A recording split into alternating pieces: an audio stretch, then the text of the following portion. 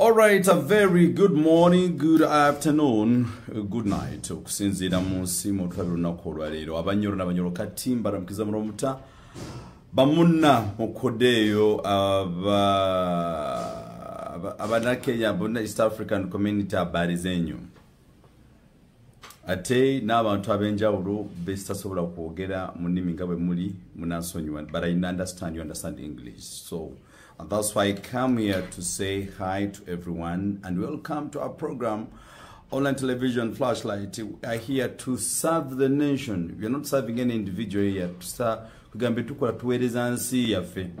Era kyovola bolaba nti jita musajja watu asinzidde eri migade mayiro na mayiro transport akyalina lwakuteekako obugondi sheds ezo naye eriiso lyagenzemu kamunye lyagenzemu omunnyo ng'afumba naye weewaawo lijja kutereera. Naye nga tubaniza ku program yaffe olunaku olwaleero wamu ne Sergeant Gita mutabani w'olutabaalo bakadogo abamu ku abasigalawo abataafa during the course of war ate tujja wano okulaba nti y'ensonga ezigenda maaso mu ggwanga zabyatangamu as a security personnel omuli General Muhoozi already amaze okugamba nti nno is declaring basibe gwe bayita His Excellency Bobi Wine ne twebuuza lwaki abyogeza butamanya oba alabi nti kisaanidde Bobi Wine asobola okugendako mu Kadukulu. What does that statement mean? Awotako majuzi twali ku Edimutwe bamuleseko mu kooti naye tebanaba kutuwa ene info bavudde batanaba kuvaayo. N'ekyokubiri tulaba byanalukoola ne Nambi nabo bali mu kubisanya mu kooti. Kwegamba Uganda yeewunyisa kwekuuza Gita yenga kinomu embere gena maaso mu ggwanga ogiraba otya buza kuba tulaba tutandikirawo. Kale bana Uganda mwenna tubalamusiza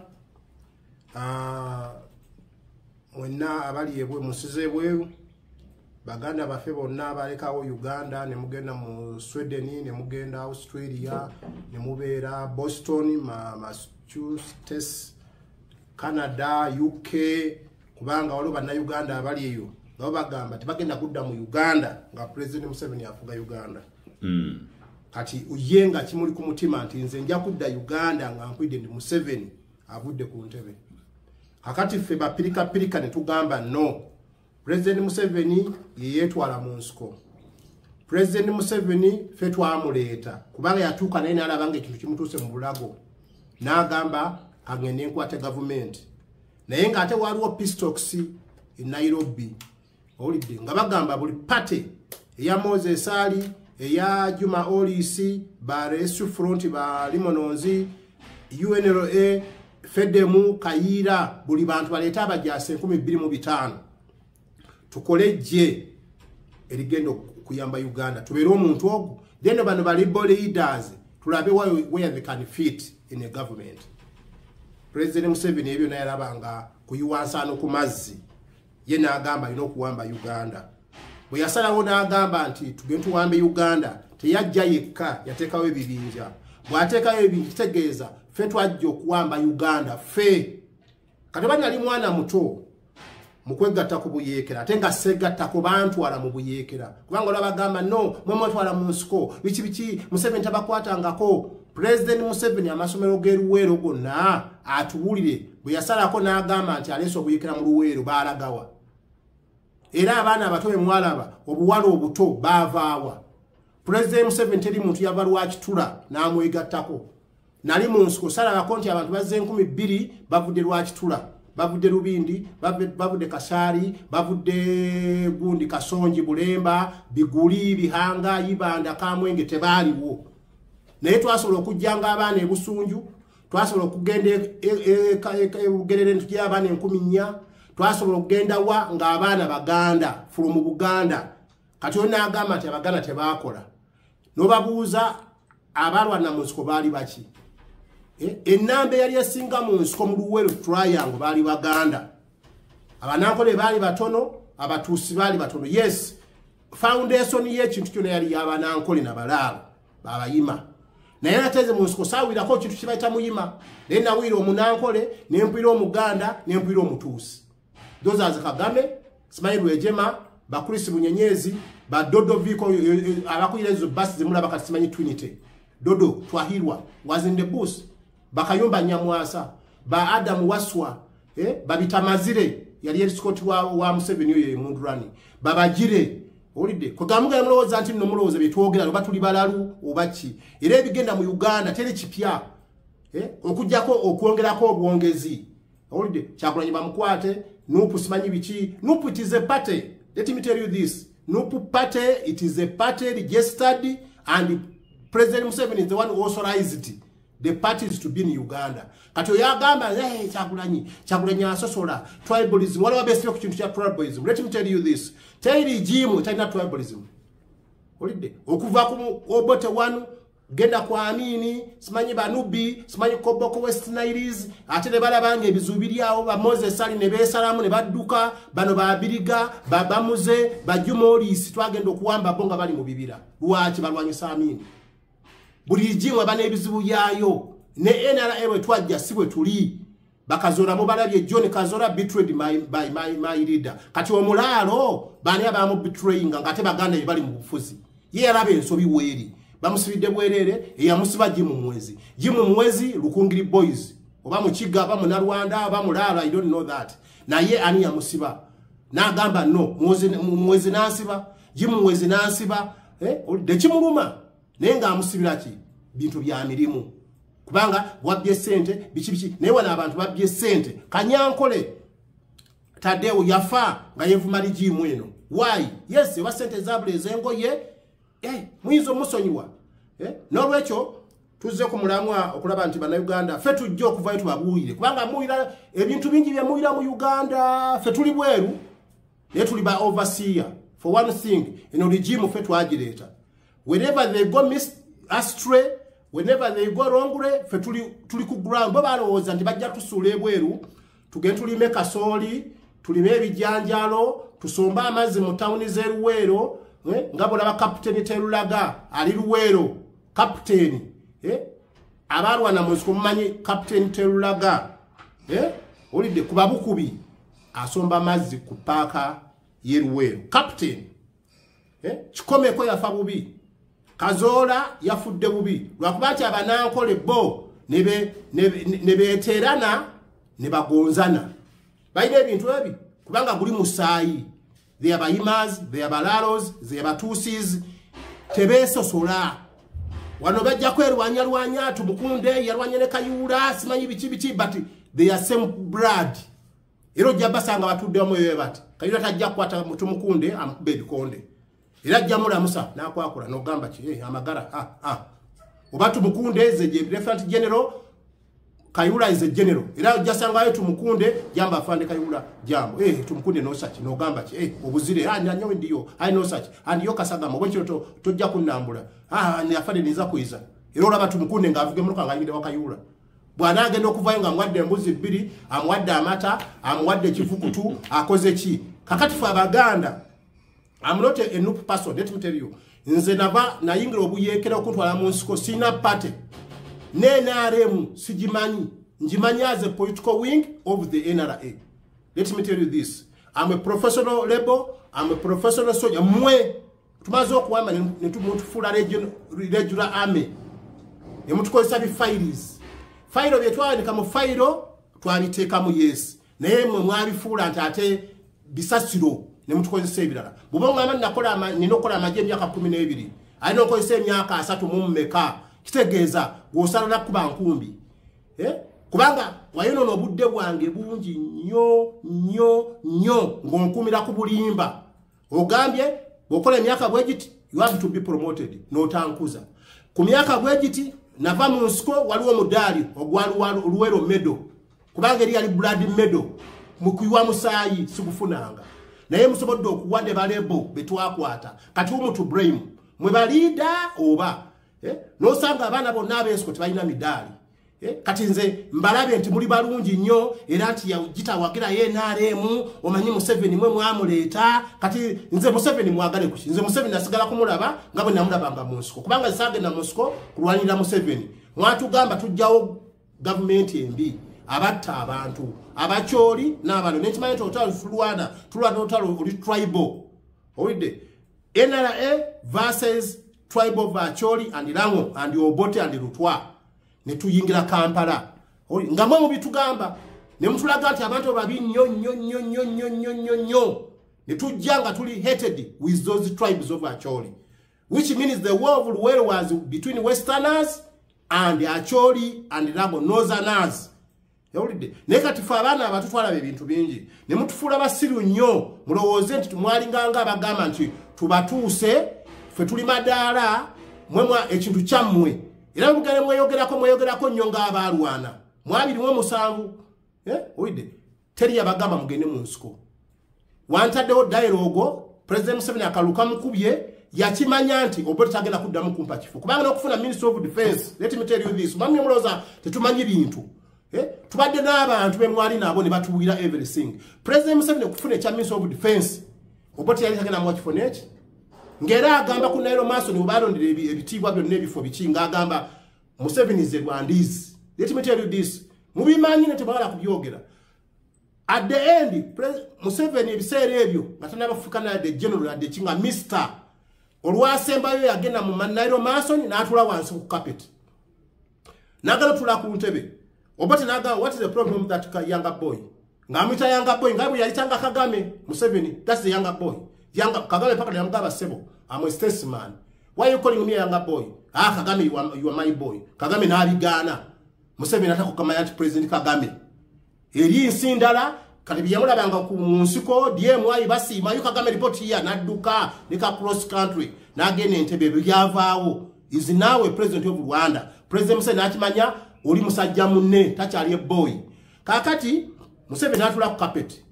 Paka Obote yagamba now let me see where I can put that boy. Yalowooza bulowooza ng'ekya defense kiri awo tekirika kiriko. Nagamba okay, you Museveni, I have appointed you be Minister of Defense. Obote namwecha Minister of Defense. Nakimanya that boy agenda mu controlling under president office. Kati akole fujjo lye. Kubanga yamutegedde kuva Tanzania obuvuyo bwe nga Foronasa yo yewagudde nti yo Foronasa bali abajje Obote babazi olala abo olutwabo ogolera nga bali eri bano tebabaagala olidde Obote bano nga bagamba aba Foronasa tajja kuddamu kufuga Uganda baagala Foronasa gye babalonda mu president anafuga Uganda nga batuuse wano. Nyere n'abagamba no, this boy Obote is the true president of Uganda. Obote is not recognized, ya grabbing powers. Nyere chiyakola nakwate motoka ye mu Benz natekako bendera ya Uganda. Obote bategeti is the president. Nadire nyumba ye yali asulamu natekako bendera ya Uganda. Ngera buyata, what about this man? He's Obote. What? Anti-Uganda. Beula flags. He's the president of Uganda. Nyerere nakola nnyo genda Somalia, nagende Sudani, nalaga musizawa, nalaga wa, nga yalakulaga nti Uganda, omufuzi aliyo. See the president of Uganda. He grabbed the power. Is not recognized. Nebalaga nti Obote, Nyerere nalaga nti Obote muina mu Tanzania. Let me tell you, omanya kikulu, muri mu before, mufuse ba brigadier, mufuse ba general, but you don't have records. Every time you musoma ba Mussolini. Musoma simayi ba Napoleon. Musoma kati mulowooza ebya Napoleon bijja kukola wano. Ebya Adolf Hitler bijja kukola wano. Bwe mulowooza simayi ba Patrice Lumumba, simayi ba Mobutu, simanyi biki Yasser Arafat, bwe mulowooza. But let me tell you this.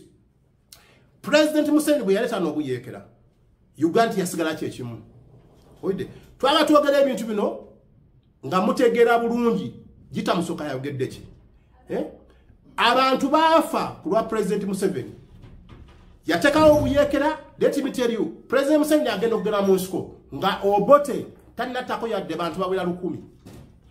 Oide, yes lwakasisi basibe ruzira bakola biki Nairo Mason naye omuntu yafa nga President Museveni ayingidde mu nsiko. First of all, UPM party ye nyini yasoko kutibwa wano. Abana ne bafa for nothing. Tebabulira nti ngenze mu nsiko. Bakoba kubira nti ati abadde mulale ng'agambe babba obululu agenda mu nsiko. Naye obululu babba tebwali bwa Museveni. Museveni yaweza yadde bululu 10. Yafuna akamukazi we, nafuna company manager Kiyonga, nafuna akalugunda, nafuna akakive jinda, simanyi kive idinda, nafuna akalu akani bani abo baba kintu musoke, simanyi biki. Naye weewuunya n'abatolokako n'abaleka mu danger. Olide kyekyaine mu nsiko twadiranga abantu tubakuŋŋaanya ne tugamba nti bannalwaiso group refugee. Those are refugees. Ne babeera seridi yaffe abayeekera. Ffe ne tubeera mu nsiko gye tuli ngene tumanyi tibwa singa bajja ne batandika okutta abo wano nga ffe tumuvinga. Era twabakolanga nnyo bu tricks.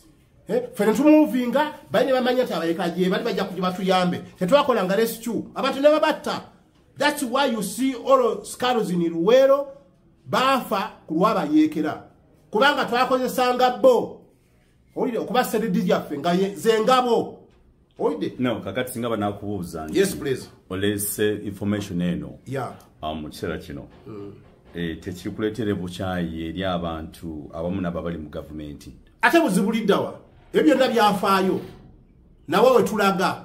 Kubanga kikulaga. Bw'obanga tumanyi history, which means bw'ojjabuzi n'ogamba nti no kino kibeerewo. Nze nja kunakyusa Uganda. Nze bwe nzija mu gavumenti sijja kukkiriza baradisi. Bwe nzija mu gavumenti sagala NRM party. Teriwo mu mateeka. Eyagiteekaawo bwe yajja n'NRA as a military movement gw'ogijjawo ngano. Kati nupu bwejja negamba nupu party. Negamba ng'erina that is a movement of the what? The party. Negamba nze bwe nzija mu buyinza sijja kukkiriza UPDF. Yeah? Njakola National Army. Era neyekyusa. Negamba inakuba National Army si Uganda People Defense Forces. Kati boganti Uganda People Defenses ngate drone zitwala banna Uganda nezibakweka. Nezibatwala mu basement. Nibaba mwaka enviri. Nibaba mwaka ebirevu. Let me tell you this. Okunzijako ebirevu byange. N'okwata ku busajja bwange. That is eriyo torture. Kuliko maximum prison gwakoze ekyo.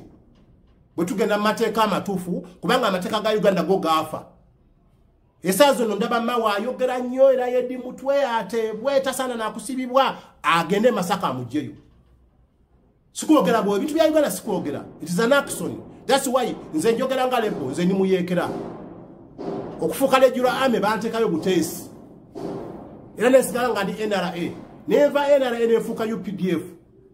Okola UPDF structure nalimu as a member on behalf of Kayihura. Myself, I know. Twakola ki okufuuka UPDF okuba UPDF. Olide nalimu. Olide kugamba ebintu byembaddemu bimpa evidence n'okuba confident nti kino kiri bwe kiti.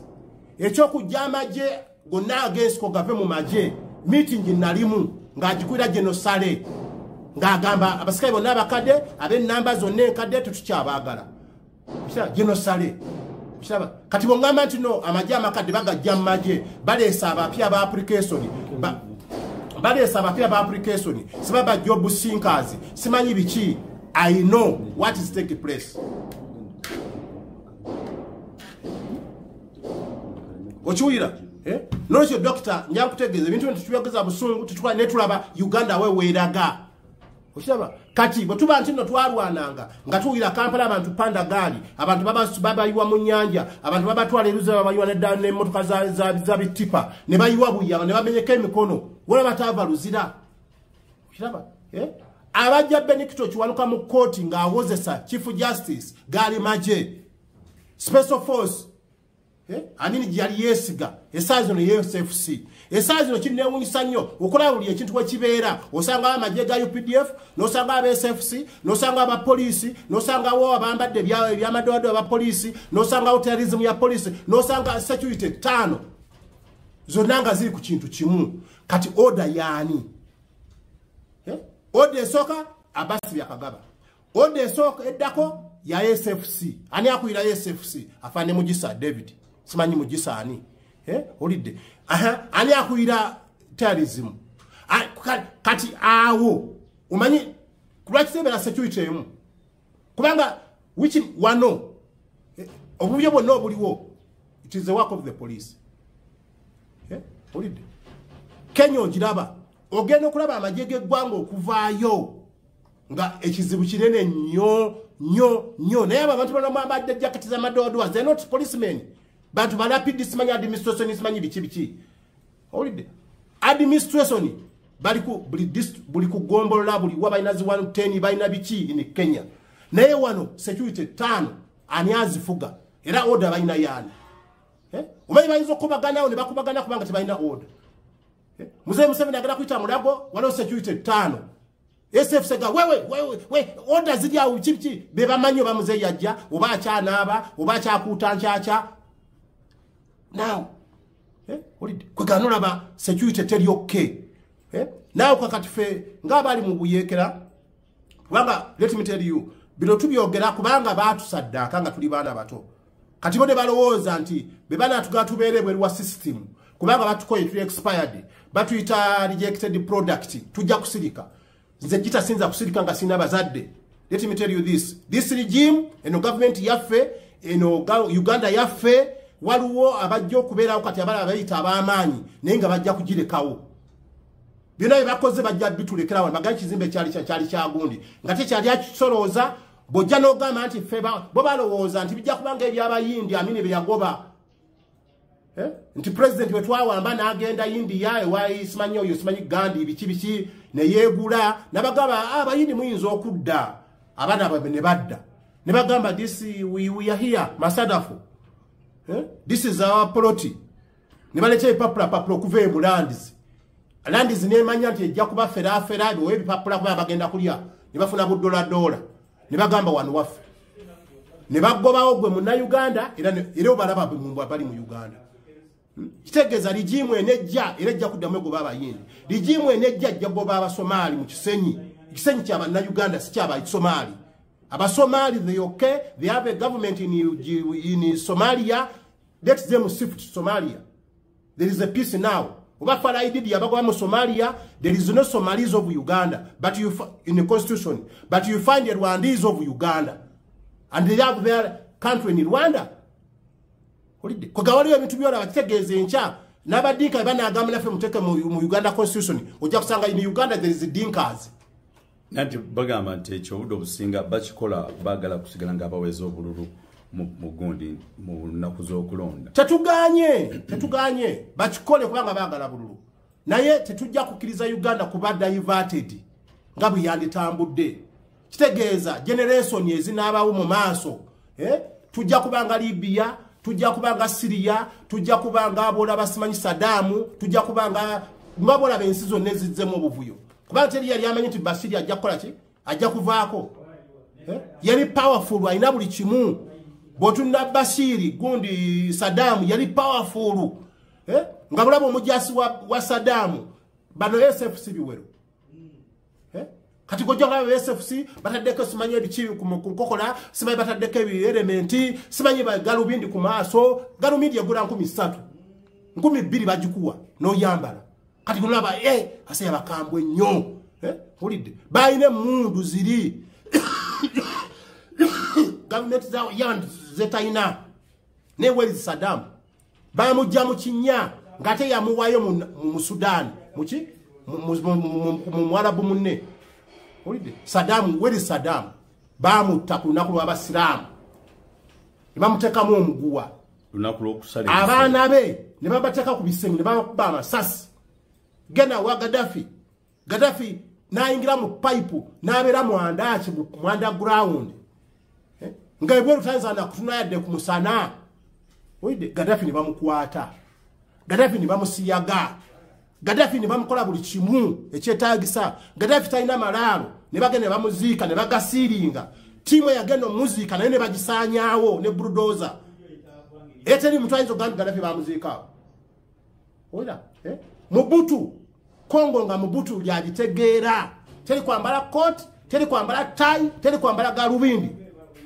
olide evidence weri Mbusa Nyamwisi senior bamute Butembo because of that mwambale coat nakubalale Butembo nabagamba mwambale coat this is your country omuntu omutayinza bafuga bwatyo ali Kinsasa naye bagate mwambala coat temwamba namwe mutwale that enjiri kwaga ebintu byensene byononye ensi yonna njiri omuntu okulokoka njiri mbera musiramu nendokoka nefuka ki bajamado baraba bujinga yinzo kubera nga yali musiramu naye kati wali Kanani era muozi era bichi yagira kuifa ya matoke ya maje Kakande wuli yali mu Protestant president wagamba era agono yalongosizo bulokole era bichi ali kunjiri ya Nigeria eyabiri ebowa genda seka gundi wuli buji senyonga si yali nani chachi nanyini yafa yenge yali omugoberezi ategeera omugezigezi neyeddiza chachi ya Ssenyonga n'afuuka Ssenyonga.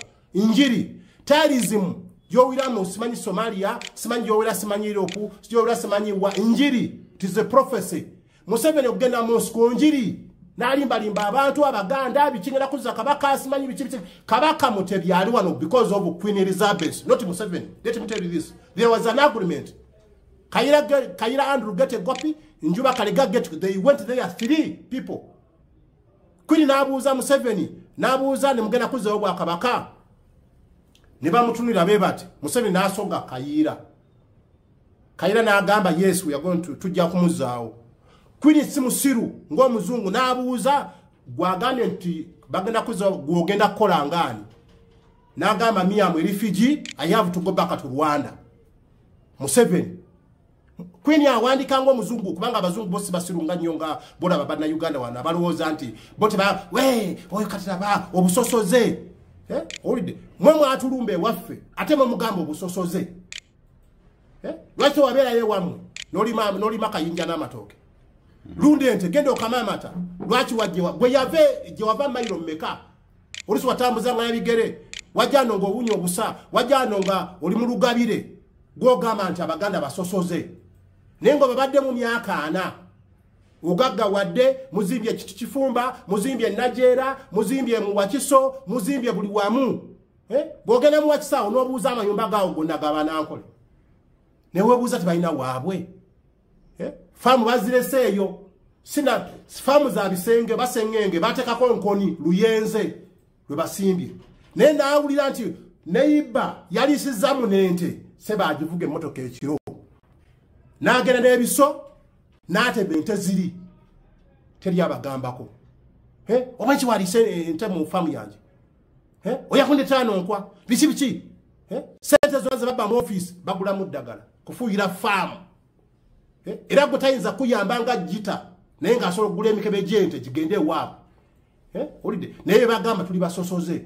Now the issue is, Doctor, Uganda teri ajja kujoogerera okusinga ffe abantu ne President Museveni ne tula wansi nga tuli baana bato tumanye ebintu bingi ku President Museveni okusinga Mama Janet, tumanye ebintu bingi nnyo okusinga Alice Kaboyo eyali housemaid wa Janet kasazi nga minister ndabye mbwa yala kwesimbawo simanya abaana bamanyi nnyo omanyi muwoza mmanyi omanyi Museveni amanyi kitegeezo gala kwesimba kubanga abaana ba Museveni bakumanyi.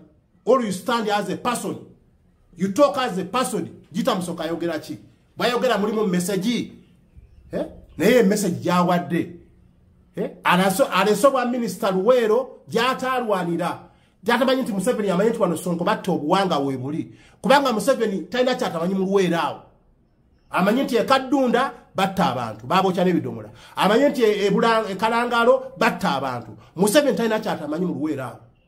Now, kakati jita singo lyakubuuza nti history yes nga bogambye nti bulubanga tomanyi history y'ekintu obudo businga n'egyolago abatomanyi iyo.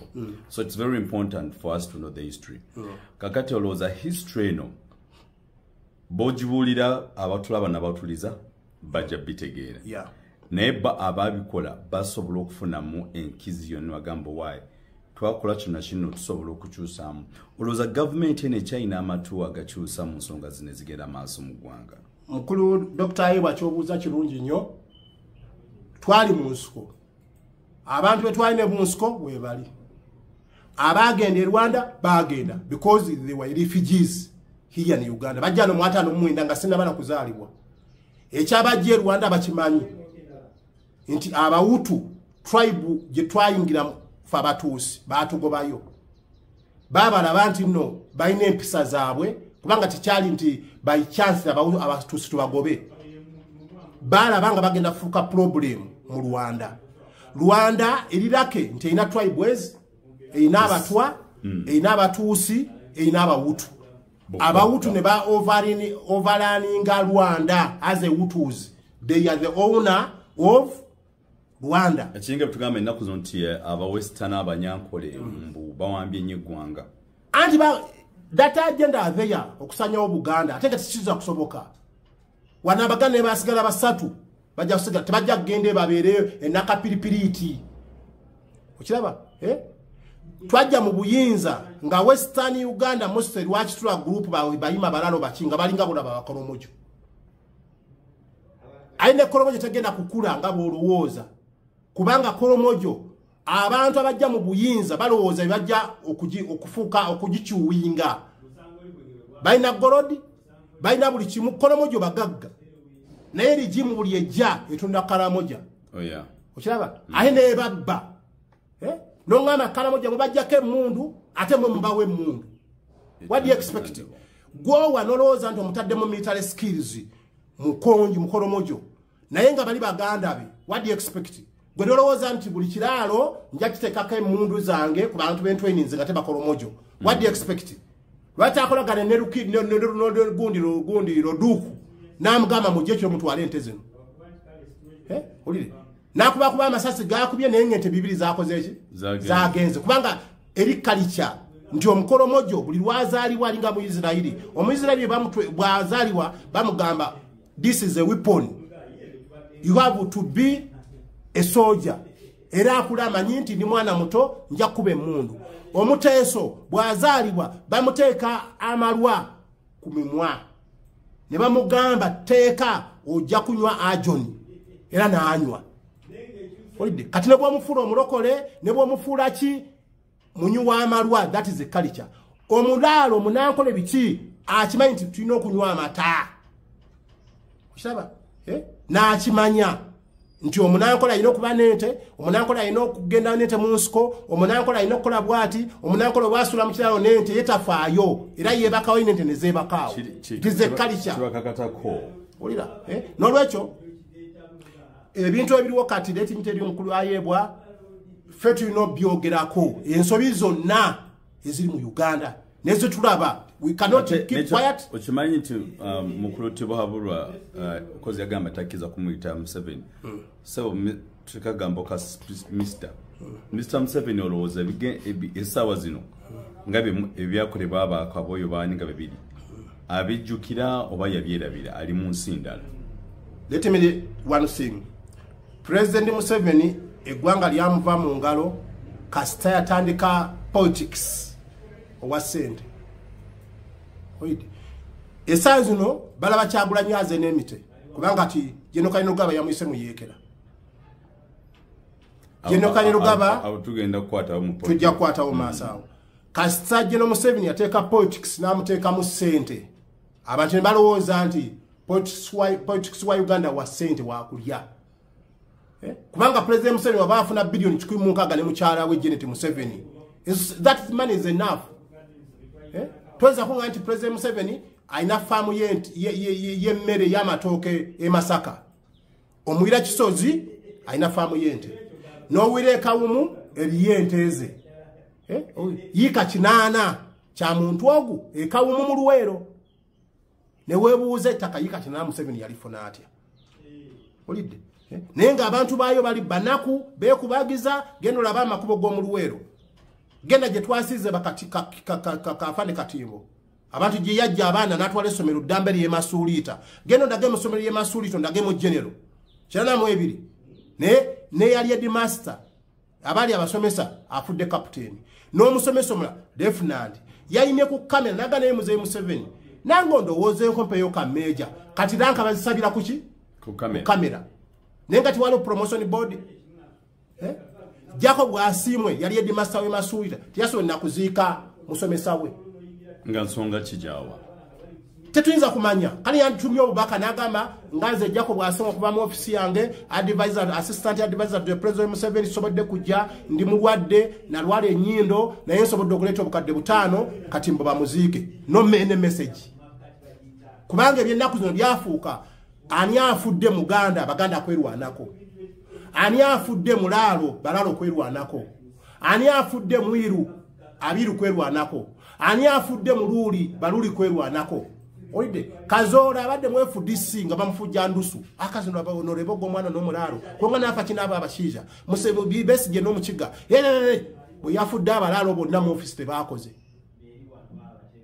era banga mabugo mukyala oyo simanyika kabasalita simanyi biki yafunya amabugo nga milioni 8 okiraba ewa Katimbo UPDF yaleese obukadde 3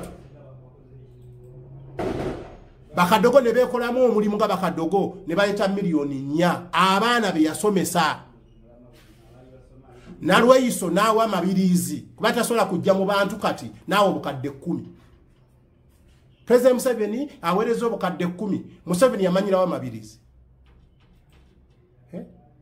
nalweyiso yalabye tayinza kujja naga amabirizi jangu nyambeko onogenda oziika nja kuziika afande ebbaasa yiyo nga mabirizi ayinza okujja kwa emitwalo 10 era ze najanjula mabirizi ngani era Museveni yamusanzeewa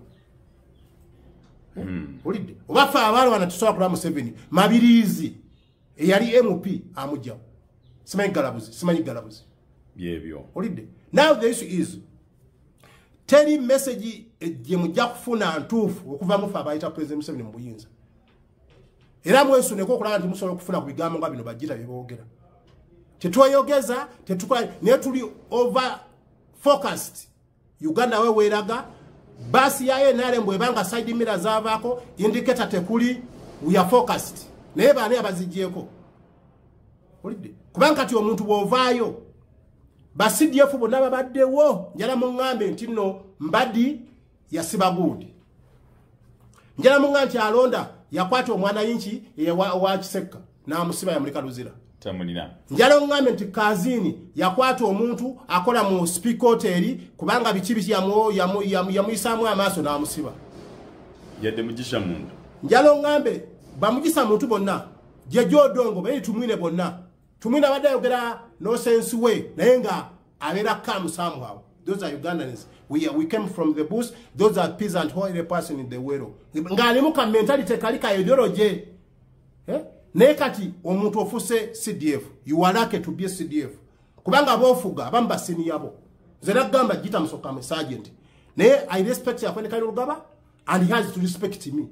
Kubanga zina kumatata we na asoma na ava mu P1 ku parent n'abaana abamukuma bali ku street basabiriza kati Rugaba is a general.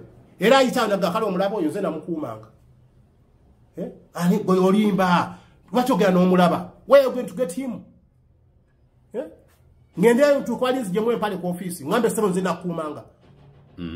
Tajana lebo najja mwe pale bajja ko bantu sizadda mu safe house. Oya kutaki CDF. Naye kakati bo office CDF ekikwasa bana Uganda ki. Leti byakagaba abere ku musalaba ne bwalivaako bagende ebunyolo bamukiba magabi akagaba wasiba bana Uganda. Kayula abadde ku police wano nga police bonna bagamba fituli bana ba general. Era nga kuba ekyasi tuli bajina ba general. Esaazi no byakagaba twena wo muwira wonna. Owira damulira owira CDF afande muwezi.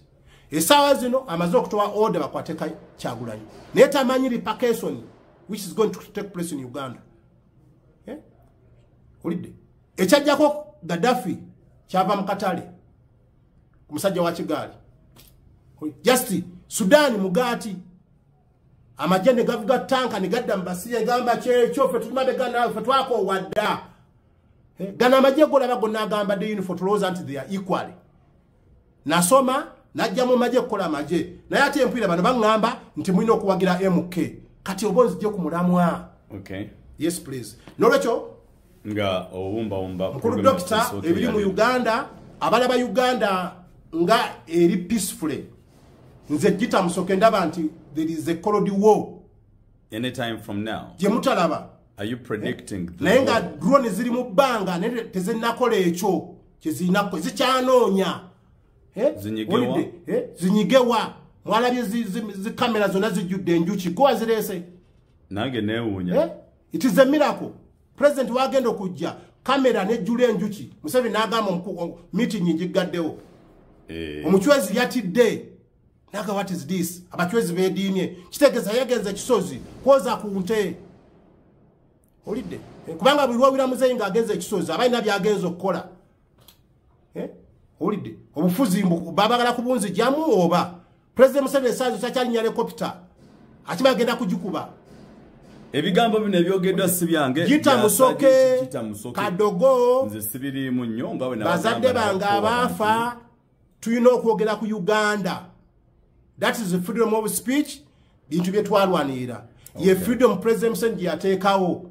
Alright. Olide tetwogedde mu bubi naye mutegeere nti eggwanga now litambula astray. Alright, and that's very true, Mr. Sergeant Jita. Yes, please. Tulaba otuwadde history omulungi ndowooza abanayigamba jayigamu tulabe kyekigenda maaso mu ggwanga. But you have to do subscribe and share the content and tell a friend that tugenda kubangawo buli kiseera buli kinangako mu ggwanga nga tubategeeza.